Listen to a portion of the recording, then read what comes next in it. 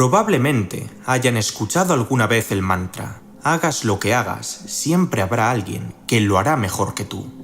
Desde luego, esta afirmación no resulta agradable de buenas a primeras. Y es que, si uno lo piensa dos veces, cabe la posibilidad de que experimente un choque de lucidez sumamente impactante. Todo elemento, atributo o habilidad que consideraba hasta ahora diferenciador en mí es realmente el producto de desecho de miles de virtuosos de la kinestesia, eruditos de disciplinas humanas y lingüísticas, superdotados en la lógica matemática, expertos en las ciencias naturales, o para rematar la faena, señores de barba blanca que aparentan saberse de memoria los manuales más extensos y poder descifrar los códices más complejos. Tal fue el caso en lo que concierne a mi persona, por lo que concluí poco después con una inevitable punición ante esta fatal enredadera. Entonces, ¿qué me queda a mí, sino un conjunto de patéticos propósitos con menos propulsión que un cohete de cera? Aún recuerdo cómo un escalofrío recorrió mi cuerpo a una velocidad vertiginosa cuando verbalicé dicha propuesta, anticipando quizás lo que brotaría en mi conciencia a continuación. ¿Quién soy yo? ¿Qué hago aquí? Es francamente inquietante cómo un par de premisas ya pueden inducir a que uno se sienta como el ser más diminuto, irrisorio e insignificante del mundo. Así pues, no es de extrañar que un sinfín de autores se hayan hecho eco de este tipo de trampas existenciales. Con todo, mi cometido en el presente documental es examinar a fondo las cuestiones previamente mencionadas con miras a la réplica ofrecida por uno de los psicólogos clínicos y críticos culturales más notorios y polémicos del siglo XXI, Jordan Peterson. Una vez dicho esto, ¿cuál es su hoja de ruta? Sin más preámbulos, demos comienzo al espectáculo. Creo conveniente arrancar la disertación acudiendo al capítulo 4 de su obra 12 reglas para vivir, un antídoto contra el caos. El libro muestra diversas y atrayentes reflexiones de carácter ético, psicológico, mitológico, vivencial y religioso. Sí, al tratarse de un bestseller en formato de autoayuda, su estilo comunicativo se aleja de estándares académicos como el libre uso de tecnicismos y la complejidad gramatical para ganar así en alcance, cercanía y sencillez. Eso sí, esta jugada retórica ha creado el terreno perfecto para que la traducción al castellano sea poco menos que un desastre a nivel lingüístico y semántico, dando lugar a oraciones harto ambiguas, expresiones mal interpretadas y modismos traducidos al pie de la letra, motivo por el cual he optado por reordenar los bloques de información y modificar ciertos párrafos. De esta manera, he procurado que los textos que narraré acto seguido adquieran mayor adecuación, coherencia y cohesión. Vamos allá. Antaño era significativamente más fácil destacar en algo cuando más gente residía en pequeñas comunidades locales, bien fuera coronarse como la reina del baile en el instituto, ejercer la capitanía en el equipo de baloncesto, triunfar en algún concurso de ortografía o ser un as de las matemáticas. Habiendo tan solo un par de farmacéuticos, mecánicos y maestros por pueblo, es lógico que dichos héroes locales tuvieran la oportunidad de disfrutar de envidiables niveles de serotonina y, fruto de los mismos, la subsecuente confianza que acompaña al vencedor. En cierta medida, puede que a eso se deba la sobrerepresentación de gente nacida en pueblecitos entre los personajes más eminentes de la historia. Ser uno entre 1.000.000 y haber nacido en York, Inglaterra, era un buen indicador de que había muchas posibilidades de sobresalir con respecto a la media. No obstante, si has nacido en Nueva York, Estados Unidos, entonces se espera que haya de media otros 19 sujetos como tú.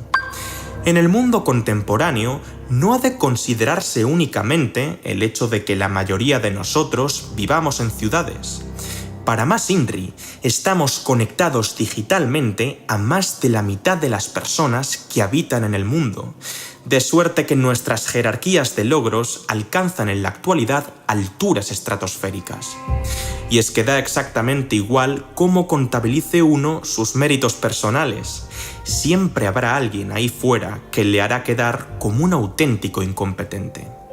Sí, tocar la guitarra no se te da nada mal, pero ni de lejos serás Jimmy Page o Jack White. Asimismo, se nota que tienes mano para la cocina, pero incluso tu mejor receta casera pasará totalmente desapercibida en plena era de espuma de pomelo y helado de whisky con tabaco. Acéptalo, siempre habrá un capo de la mafia con un yate más hortera, un empresario obsesivo con un reloj más suntuoso o una espectacular actriz de Hollywood encarnando a la reina malvada embarcada en la eterna y paranoica búsqueda de Blancanieves. Antes bien, ¿qué hay de ti? Pues tu carrera profesional es aburrida a más no poder. Tus habilidades domésticas no resultan nada impresionantes. Tus michelines son más voluminosos que tus amistades. Y para colmo, a nadie le gustan las fiestas que organizas. Es más, ¿a quién diantres le importaría que te convirtieras en el primer ministro de Canadá cuando seguirás siendo un tercero el presidente de los Estados Unidos? En el áspero extracto que les acabo de leer, Jordan Peterson hace hincapié en una postura que bauticé hace escasos meses con el nombre de perfectismo.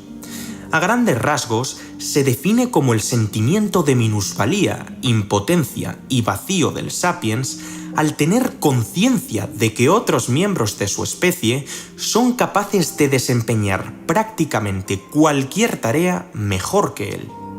En otras palabras, se trata de la desgarradora sensación tras entender que, con una encumbrada probabilidad, cada ápice de su praxis sea superada cualitativa y cuantitativamente por diversos individuos, e incluso por uno solo.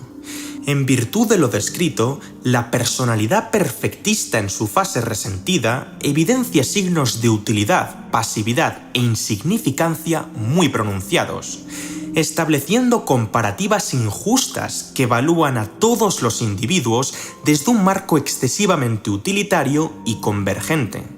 El autor canadiense prosigue de la siguiente manera: dentro de nosotros hay una voz que está al corriente de todo esto, un espíritu interior que está predispuesto a parecer, juzgar, insistir y condenar todos y cada uno de nuestros mediocres intentos, hasta el punto de que callarla no es moco de pavo en numerosas ocasiones. Lo más inquietante del asunto es que este tipo de críticas son necesarias en su debido contexto, intensidad y duración. Y es que sobran pintores sin gusto artístico, cantantes sin oído musical, escritores sin rigor gramatical, profesores sin pensamiento crítico y mandos intermedios con trastorno de la personalidad burocrática. Tanto las cosas como las personas difieren considerablemente en lo que a sus cualidades, destrezas y talentos se refiere. La música horrenda tortura y estresa al oyente, los edificios mal diseñados colapsan en los terremotos y los coches defectuosos matan al conductor cuando se produce un accidente. Así pues, el fracaso consta como un precio a pagar en una sociedad regida por normas, principios y métodos de lo más necesarios, ya que la mediocridad ostenta consecuencias duras y reales. Por mucho que nos empeñemos, jamás seremos iguales, ni en habilidades poseídas, ni en resultados obtenidos. En vista de esto, ¿por qué procedemos a las comparaciones? Acorde al autor, no poseemos durante la juventud ni una individualidad lo suficientemente marcada, ni un conocimiento sólido y crítico acerca del mundo. Por consiguiente, la comparativa con el prójimo es menester en aras de adquirir ciertos estándares sobre los cuales basar nuestro marco de actuación, pues no hay dónde ir ni nada que hacer en plena ausencia. Por ejemplo, si un alumno tiene problemas a la hora de resolver una ecuación de tercer grado y ve que su compañera de clase está sacando mejores notas en matemáticas de forma consistente, ¿qué habría de malo en advertir sus dotes para pedirle consejo? Análogamente, ¿no sería tanto pertinente como adaptativo observar, escuchar, analizar, imitar y moldear los patrones de comportamiento y pensamiento de aquellos sujetos que destaquen en una o varias áreas específicas con el fin de mejorar nuestro rendimiento en las mismas? Depende de para qué y con quién se establezca la comparativa.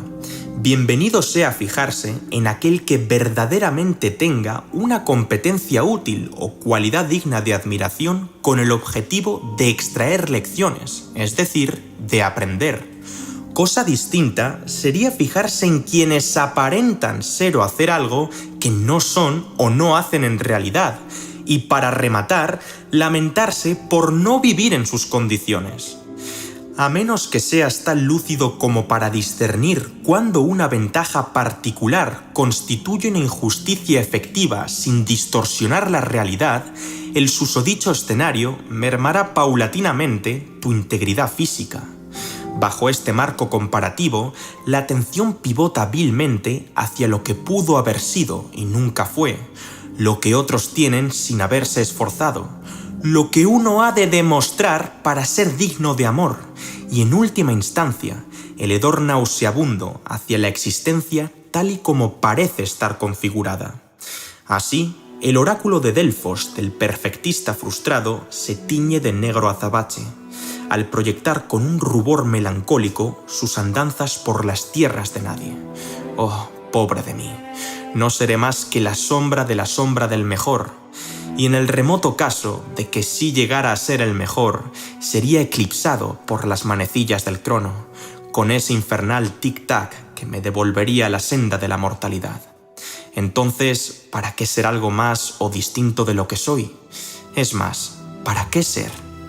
Es así como esa voz interior va denigrando a su respectivo portador, ensamblando una narrativa terrorífica en la que la inutilidad es la condición por defecto. Debido a estos ataques tan lacerantes contra la propia persona, toda una generación de psicólogos sociales empezó a recomendar y destacar las denominadas ilusiones positivas como único camino efectivo hacia la salud mental, cuyo lema por antonomasia es que las mentiras sean tu paraguas. Ya saben, afirmaciones del estilo «soy un manantial de abundancia», «no atraeré más problemas a mi vida» o «todo me va estupendamente». Sin embargo, el remedio es frecuentemente peor que la enfermedad. A duras penas se puede concebir una filosofía más deprimente, miserable y pesimista. Las cosas son tan horribles que solo el engaño puede salvarte. He aquí una alternativa que merece la pena ser contemplada. Si es siempre tu mazo el que peores cartas tiene, a lo mejor es que alguien está haciendo trampas, inclusive tú mismo sin saberlo. Si aquella voz interior sigue cuestionando el valor de tu esfuerzo, la trascendencia de tu vida o el significado de la existencia per se, a lo mejor sería conveniente dejar de escucharla. Si tu dictador interno efectúa las mismas observaciones denigrantes sobre todo el mundo, ¿qué confianza merece? El adagio «siempre habrá alguien mejor que tú» es un tópico nihilista, al igual que frases similares a «el mundo sería igual en caso de que yo no hubiera nacido», «nadie advertirá un mísero ápice de mi existencia en 1.000.000 de años» o «todo proyecto vital será nulificado por la muerte». La respuesta adecuada ante tales declaraciones no es «bueno, pues nada tiene sentido», sino más bien cualquier cretino puede enquistarse en un intervalo temporal en el que nada tenga sentido. En otras palabras, convencerse de que todo es irrelevante no es una crítica profunda del ser, es un truco barato de la mente racional. En virtud de lo mencionado, ¿cuál es la solución ante las estratagemas cognitivas que nos conducen a la autocrítica continua, la pobreza motivacional y el nihilismo existencial? En suma, ¿cómo podría uno controlar o silenciar a la voz crítica de su conciencia y encontrar grietas en la impecable lógica de su mensaje? Presten atención a la siguiente cita del autor, Los criterios que adoptamos con objeto de establecer qué es bueno y qué es malo no son un embuste, ni tampoco algo innecesario. Si no hubieras decidido, consciente o inconscientemente, que lo que estás haciendo ahora es mejor que el resto de alternativas planteadas, no lo estarías haciendo. La simple idea de una elección desprovista de valor es una contradicción en sus propios términos, ya que los juicios de valor constituyen un requisito previo para la acción. Si algo se puede hacer, entonces se puede hacer mejor o peor. De modo que hacer cualquier cosa implica iniciar un juego con un objetivo valioso asociado que se puede alcanzar con mayor o menor eficiencia y holgura. Cualquier juego alberga cierta probabilidad de éxito y fracaso, motivo por el cual salta a la vista que las diferencias de calidad entre los mismos son omnipresentes.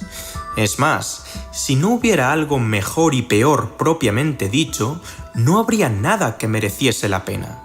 Nada tendría sentido y, por ende, significado. Si el esfuerzo no va a suponer ninguna mejora, a saber, no alterará el status quo para lograr una experiencia subjetiva más satisfactoria o menos dolorosa, ¿para qué ejercerlo? Uno de los errores de los que el perfectista hace apología es la tramposa falacia de la composición, que consiste en inferir la presencia de una propiedad de un compuesto solo por formar parte de uno o varios de sus componentes. No soy un buen biólogo, deportista o creyente. ¿Qué garantía poseo entonces de ser un buen individuo? Además, su lenguaje está cargado de conectivas lógicas restrictivas en sistemas abiertos, catapultadas por premisas falsas, relativas o etéreas y conclusiones que no son en absoluto un output de las mismas. Por ejemplo, véanse los siguientes juicios conforme a la condicional sí-entonces. Si no saco más de un 8 en este examen, no llegaré a nada en la vida. Si me sobran 5 kilos, entonces soy mentalmente débil, sin lugar a dudas. O, si no quedo hoy con mi pareja, quedaré en evidencia como una persona desconsiderada.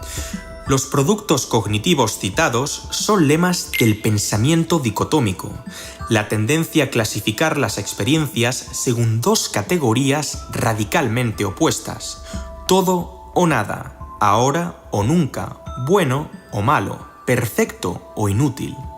Bajo dicho esquema, las graduaciones son sustituidas por las polaridades, pues se emiten juicios categóricos y se atribuyen significados absolutistas en lugar de tomar en cuenta plurales dimensiones y aplicar pautas relativas. En aras de quebrantar la narrativa polarizada hacia los extremos, el autor propone sopesar los términos absolutos éxito y fracaso. Bajo sustantivos tan restrictivos como estos, es casi inevitable que el individuo acabe concibiéndose como ganador o fracasado de manera totalizante, holística e irremediable. A la postre, generalizaciones de este tipo en un mundo tan complejo apuntan a un análisis asaz ingenuo, falto de sofisticación y hasta cierto punto malintencionado. El perfectista se empeña en aplicar el limitado filtro del blanco y negro en vez de concebir la realidad de forma cromática, gradual y espectral para resolver problemas divergentes. En realidad, existen grados, espectros y escalas de valor esenciales que los sistemas binarios obvian por completo, y no precisamente para bien. En primer lugar, no existe un único juego en el que uno pueda triunfar o mallograrse laboralmente, sino una amplia amalgama.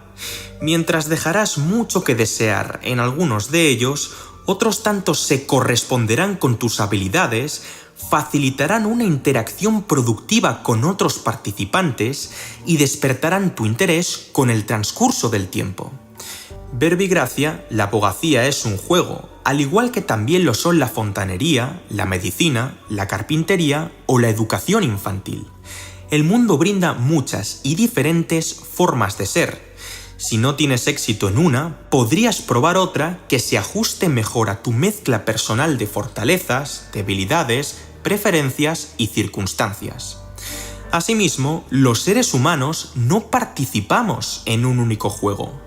Aparte del ámbito profesional, hay otros que merecen ser atendidos: núcleos sociales, proyectos personales, actividades artísticas, prácticas deportivas, etc. ¿No sería más adecuado juzgar el éxito incluyendo en tu computación la totalidad de los juegos en los que participas? Posiblemente seas muy bueno en unos, normal en otros y pésimo en el resto. A lo mejor es así como tiene que ser, ¿no? ¿Podría ser que estuvieras sobrevalorando lo que no tienes y despreciando lo que sí? Quizás el trabajo se le dé mucho mejor a ese compañero de oficina frustrado en el amor, mientras que tu matrimonio es de lo más estable y feliz. Quizás el famoso al que admiras tanto sea un intolerante que conduce siempre bajo los efectos del alcohol. ¿De verdad preferirías su vida a la tuya? ¿A quién le va realmente mejor? Pues lo cierto es que depende del punto de referencia. Cuando el espíritu interior nos fustiga con este tipo de comparaciones, se procede a una dinámica realmente sesgada, pobre e injusta. Primero se elige arbitrariamente un único criterio de comparación, véase la fama, la belleza o el poder. A continuación se totaliza ese criterio como si fuera el único realmente importante. Y por último, se realiza un parangón negativo de nuestra persona con alguien verdaderamente destacado en ese campo particular. Es más, uno podría incluso ir un paso más allá y utilizar la insalvable diferencia entre tu persona y el objeto de contraste como prueba irrefutable de la injusticia fundamental que supone la vida, socavando así su motivación para hacer literalmente cualquier cosa. Si uno tuviera la obligación de ganar en absolutamente todo, lo más probable es que tal individuo no estuviera haciendo nada nuevo o difícil. ¿De qué sirve una victoria tras otra si ninguna de ellas te permite crecer? Es quizás el crecimiento desde el sentido nietzscheano, entendido como la superación de resistencias, la forma más primordial de ganar. Sí, es innegable que perder es a veces fervientemente indeseable, pero hay también derrotas a tiempo presente que son excelentes oportunidades de mejora camufladas. Al igual que victorias demasiado rápidas, fortuitas o arbitrarias que constituyen una maldición encubierta. En segundo lugar, quizá descubras que los detalles de los diferentes juegos en los cuales participas son tan exclusivos de ti que cualquier comparación con otra persona resultaría inapropiada. El autoconcepto del perfectista está tan arraigado a los límites de los segmentos calificativos precisamente porque aplican un filtro bivalente a su labor, siendo incapaces de distinguir la excelencia, aquello que se dice de lo excelso, lo sublime o lo superior, de la otredad, aquello que se dice de lo alterno, lo anormal o lo otro. Al igual que el barítono, que se intuye inepto por no alcanzar la tesitura del soprano, el boxeador de peso pluma que se avergüenza por no poder competir en la categoría de los pesos pesados, el defensa que se minusvalora por no marcar tantos goles como el delantero centro, o el ingeniero que se arrepiente de su especialidad solo porque no satisface las demandas más punteras del mercado. El perfectista es una balsa con complejo de velero que cavila como todo buen rumiante, tan solo si pudiera ser tan reconocido como los barcos grandes. A su vez, el velero anhela ser el mismo yate, que aspira a ser la fragata, que sueña con ser el crucero, que ansía ser el buque comerciante, envidia de todo vehículo marítimo. Y por su parte, son precisamente los buques de carga frustrados los primeros que discurren en secreto. Siento que porto demasiado peso. ¿Por qué todos me miran? Solo quiero descansar un poco. Tan solo pensar que un día fuiste balsa. ¡Qué idiota! Tú encarnaste la liberación, la rebeldía, la juventud. Actuaste como protagonista y hogar de Robinson Crusoe y Steve Callaghan. Eras ligero como el viento, más divino como Poseidón. Y en vez de luchar por ser mejor balsa, te transformaste en buque de carga. pese a no destacar en ninguna disciplina o especialidad concreta, sí es posible combinar nuestros conocimientos, vivencias y destrezas para crear algo exclusivo. ¿Necesitas realmente ser el más grande, carismático, elocuente, habilidoso, inteligente o bondadoso para elaborar una propuesta inimitable en virtud de una personalidad única? Sin ir más lejos, este canal podría ser considerado un hazmerreír si se establecen una serie de criterios de evaluación clásicos. No es el más conocido, ni tampoco el más interesante, ni el más ilustrado. Sin embargo, me gustaría plantear ahora lo siguiente: ¿cuán diferente tendría que ser el proyecto para que esta clase de comparativas sean un absurdo? Una vez cumplidos ciertos estándares de calidad, ¿qué conglomerado de características es lo suficientemente peculiar como para que los juicios de hechos pasen a ser juicios de valor? Esto es, para que pasemos de este canal no es bueno a este canal no me gusta. En cualquier caso, canto y no soy Mark Free, leo y no soy George Steiner, lloro y no soy Myrtle Warren, cocino y no soy Alain Ducasse, escribo y no soy Rosalía de Castro, entreno y no soy Serena Williams, me gusta la psicología y no soy Steven Pinker, me gusta la filosofía y no soy Immanuel Kant, me gusta la economía y no soy Ludwig von Mises. ¿Implica todo ello que uno no pueda llegar a crear sinergias y combinaciones singulares? A veces nos olvidamos de que somos más, muchísimo más, que una etiqueta concreta, porque no hay una sola etiqueta, atributo o juego, sino una extensa constelación de los mismos. De la primera proposición, esto es, la multiplicidad de juegos, y la segunda, esto es, la idiosincrasia de juegos y jugadores, Jordan Peterson extrae la máxima que consta como el título de la cuarta sección del libro. Compárate con quien eras ayer, no con lo que otra persona es hoy. Pese a que no todas las comparaciones sean válidas, útiles ni justas, es importante que obremos así, en óptima mesura, para ubicarnos en el mundo, mejorar nuestras habilidades y aprender del prójimo. Empero, el grado de individualidad y unicidad aumenta conforme uno va creciendo, y por lo tanto, las condiciones vitales de las personas son cada vez más exclusivas y menos equiparables a las del resto. Una mirada hacia adentro que permita al sujeto hacerse eco de su evolución multidisciplinar a lo largo de la línea temporal, en combinación con la inspección del marco axiológico, cognitivo y conductual ajeno en el plano espacial, le dotará de recursos necesarios para la correcta funcionalidad. En relación con lo expuesto, aconsejo al espectador echar un vistazo al corto documental de la filosofía de la mejora continua incremental, tal y como la esbozó Masaki Imai. En efecto, se trata del Kaizen. Habida cuenta de esto, retornemos al dilema inicial. ¿Quién eres? Según Jordan Peterson, muchos creen conocerse por completo, cuando tal misión es de partida inalcanzable. Tal es el desconocimiento a nivel general que muchas personas tienden a concebirse como su propio dueño y esclavo. Y es que no es nada fácil decirse a uno mismo lo que tiene que hacer y acto seguido obedecer a su voz interior sin miramiento ni recato. Si adoptas una actitud tirana contigo mismo, es tan solo cuestión de tiempo que tu lado oprimido acabe rebelándose. Así pues, ¿hasta qué punto crees que podrás forzarte a trabajar y conservar las ganas de hacerlo? ¿Cuánto serás capaz de sacrificar por tu pareja antes de que la generosidad se convierta en resentimiento? ¿Cuándo y por qué te molestan tus hijos? ¿Qué necesitas exactamente de tus socios? Antes de poder articular una serie de criterios de valor, uno ha de mirarse a sí mismo como a un desconocido, y una vez ahí, comenzar a extraer información de su ser. ¿Qué me parece valioso o placentero? ¿Cuánta diversión, disfrute y recompensa necesito para sentirme algo más que una mera bestia de carga? ¿Cómo tendría que tratarme para no acabar sacudiéndome el yugo y echando todo por tierra? En definitiva, ¿negocias de forma justa contigo mismo o eres señor y siervo a la vez? No se trata simplemente de qué es lo que deberías querer, ni tampoco de lo que las otras personas precisan de ti ni de tus obligaciones con ellos.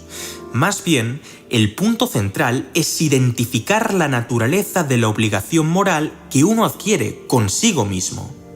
En este sentido, el debería puede estar incluido siempre y cuando no ejerza un régimen autócrata y déspota, ya que no dejamos de formar parte de una cadena de responsabilidades y compromisos sociales. En suma, ese debería es tu responsabilidad. Has de procurar que no sea demasiado exorbitante ni demasiado insignificante. En el primer caso, no estarás a la altura de demandas que se presentan como irrealistas, exigentes y mesopotámicas. En el segundo, tu voluntad se irá atrofiando ante la falta de cometidos, y los demás empezarán a ver que no sabes valerte por ti mismo y no eres digno de confianza para colaborar con ellos. En lugar de esto, atrévete a ser auténtico y manifestar aquello que realmente justifique tu vida. En la infancia se depende de los padres para prácticamente todo lo que se necesita: nutrición, vestimenta, educación, etc. Un niño, entre comillas, exitoso, es capaz de alejarse temporalmente de sus padres y hacer amigos. Para ello, renuncia a una parte de sí mismo, pero consigue mucho a cambio. Análogamente, un adolescente exitoso es aquel que lleva ese mismo proceso a su continuación natural. Deja a sus padres y se vuelve uno más, integrándose en el grupo para así trascender su dependencia infantil. Una vez dentro de la matriz social, el adulto de éxito ha de aprender cómo ser diferente de la masa en las proporciones y materias adecuadas. Por tanto, ten cuidado al compararte con el prójimo. Cada uno tiene sus respectivos y particulares problemas, somáticos, financieros, psicológicos o de cualquier otra índole. Y todos ellos se encuentran enmarcados en el contexto más vasto de tu existencia. Tu carrera profesional funciona o no funciona de una forma peculiar a través de una interacción única con el resto de los parámetros vitales. Eres tú quien decide cuánto tiempo dedicas a tal cosa y cuánto a la otra. Eres tú quien decide a qué renuncias, a qué atiendes y a qué aspiras. Damas y caballeros, mis conclusiones son contundentes. Sin perjuicio de lo que me proponga, doy por sentada la inmensidad de la Civitas, acompañada de su inevitable y marabuntasca complejidad que me fagocita la mediocridad como ente etiquetado en categorías nominales y figurativas. A mi parecer, el elixir del perfectismo es justamente la filosofía de la unicidad, abrazada por el ser humano capaz de reconocerse en su esencia más inocente y sentirse capaz de adaptarse al mundo, aportar valor al núcleo social y en mayor o menor grado mejorar el estado de las cosas tal y como le fue dado.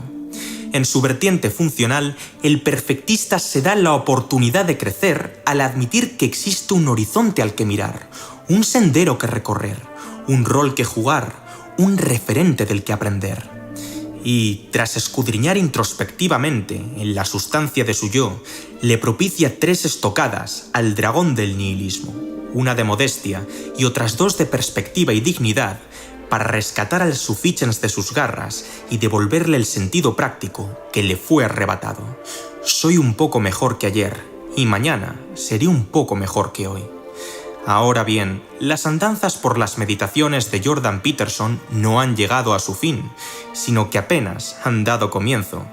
Si el presente vídeo alcanza la cifra de 6.000 me gusta y gran parte del público así lo expresa en la caja de comentarios, procederé al análisis de las 11 reglas restantes que conforman la obra. Queda a tu criterio elegir cuál.